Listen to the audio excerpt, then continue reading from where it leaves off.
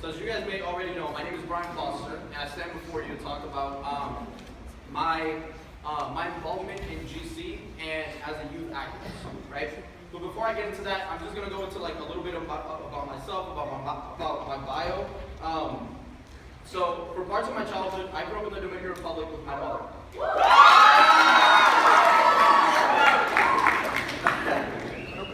We'd sometimes stay at my grandmother's farm. At the time, I had no knowledge of politics or how the political process even worked.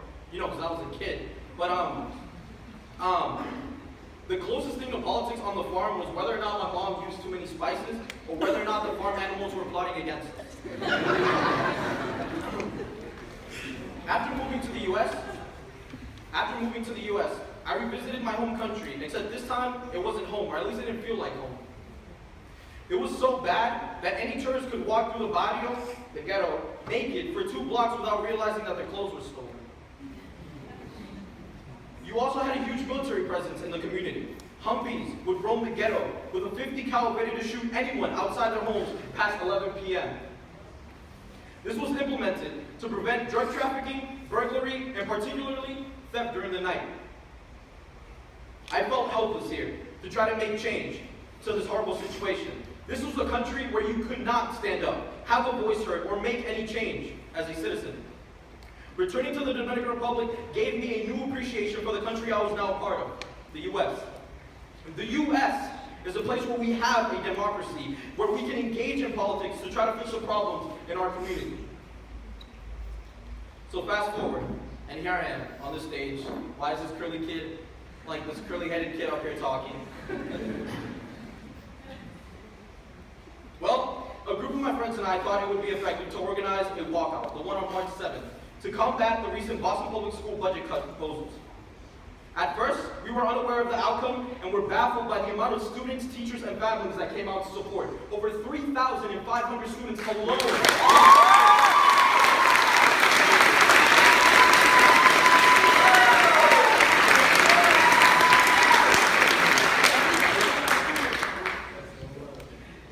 Save our schools! My generation citizen class took part in this walkout and then worked to fight against these budget cuts for the rest of the semester.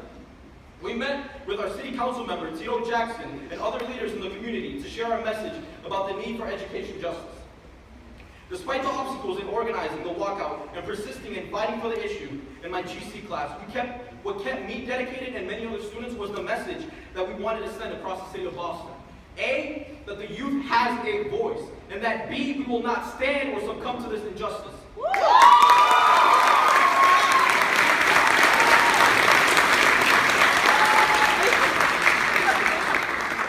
It's crucial that students understand that they are worth more than what they were taught.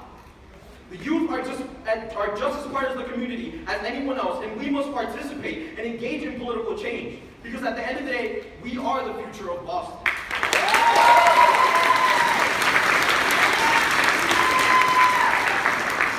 It's important that we keep our communities thriving.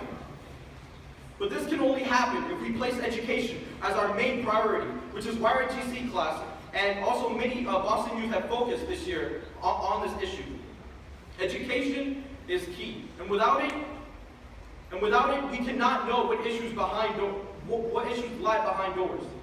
The youth deserve the opportunities that they've been denied for years now. We need more funding, not less. If we focus on funding education, students will have more opportunities, better preparation for college, more internships and opportunities, career and college support, as well as teachers that promote curiosity in their students' education.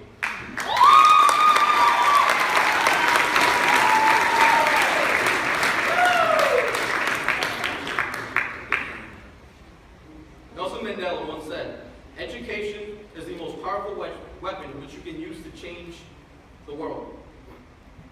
And education is the one thing that the city is denying their students. And what's worse is that this is affecting students from marginalized communities the most. Institutionally, the city is perpetuating a heteronormative, white patriarchal narrative that we are worth less and inferior.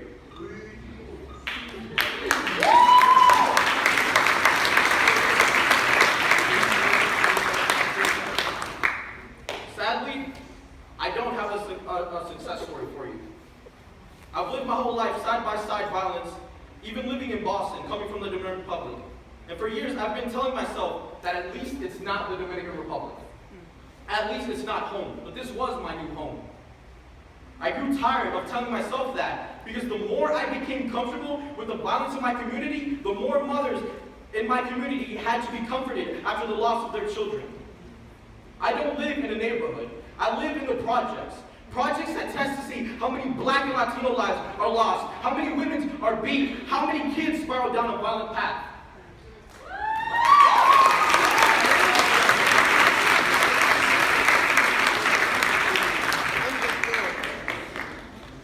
The worst of it all is that I don't know if tonight I'll die, or tomorrow, or the day after that. When I'm coming home from school, I'm not thinking about what assignments are due tomorrow. I'm thinking whether or not I'll live to see a tomorrow.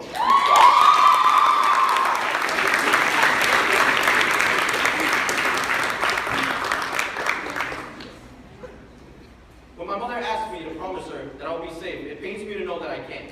And she acknowledges that, because she still has hope. However, hope can only reach so far.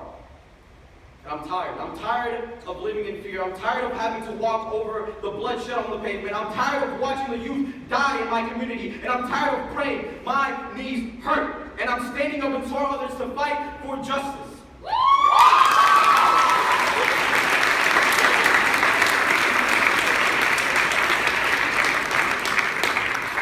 This is politics. All of our narratives are politics. I am politics. You are politics, not them. And when you have politicians who've never walked a mile in your shoes place a value on what affects you most, it's injustice. Money doesn't have value, but it does have a statement. The unequal distribution of funding in Boston reveals how much our politicians care for the education of its students. When you don't speak up against things like this, it's pushed aside along with every single narrative.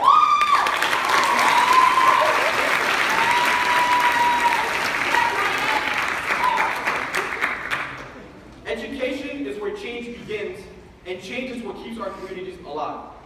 And even though you are young, you can still make change in society. It is important for young people to participate, because at the end of the day, we are the future. The policies happening now are ones that will affect us the most. GC works as a tool that you can utilize to reach out, to raise awareness. It doesn't stop here. You all have learned the building blocks of what it takes to make change. Keep going, don't stop.